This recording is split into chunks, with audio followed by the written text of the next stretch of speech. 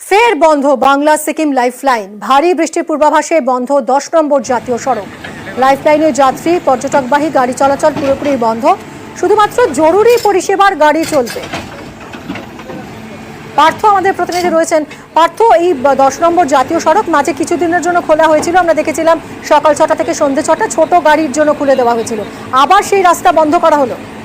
একেবারে তাই। দেখো, গতকাল আমরা জানি যে দফায় বেশ কয়েক জায়গায় কিন্তু ধস নামে গত পরশু, এবং তার জেরে গতকালও নতুন করে ধস নামে রবিজোড়া, এবং রবিজোড়ায় জাতীয় সড়কের একটা অংশ কিন্তু তিস্তাগর্ভে চলে গেছে।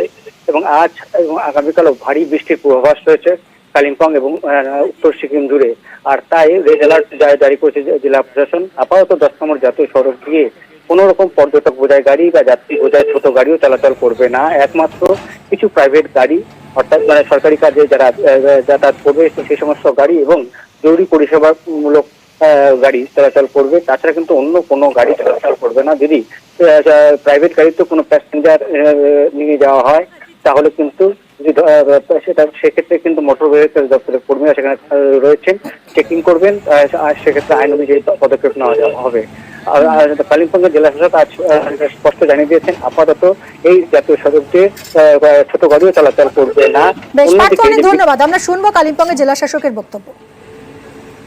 उसी NH10 में और एक छोटा सा रिस्ट्रिक्शन अपडेट कर रहे हैं हम लोग NH10 के लिए।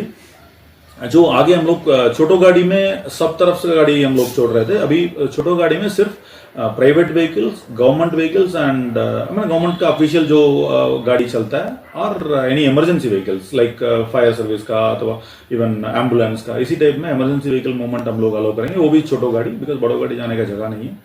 हम लोग आशा कर रहे हैं खूब जल्दी वो हम लोग निकाल के even will be able to allow buses also, but as of now this is it's very important.